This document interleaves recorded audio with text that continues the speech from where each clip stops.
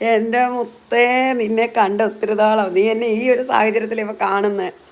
പടച്ചറവേ, ഇതെൻ്റെ ഷബാനല്ലേ എടി? എടി, ഞാൻ ഒത്തിരി പേരെടുത്ത് നിൻ്റെ അടുത്ത് എൻ്റെ ലൈവ് ഒന്ന് ഇട്ട് കൊടുക്കണേ. നീ മാത്രമേ ഉള്ളൂ കേട്ടോ സലിത്താത്തയുടെ ചാനലിൽ നിന്ന് ഇല്ലാത്തത്. അപ്പം ഞാൻ എപ്പോഴും പറയും, അല്ലാ എൻ്റെ അവളെ കൊണ്ടുവരണേന്ന്. നിനക്ക് സുഖമാണോ?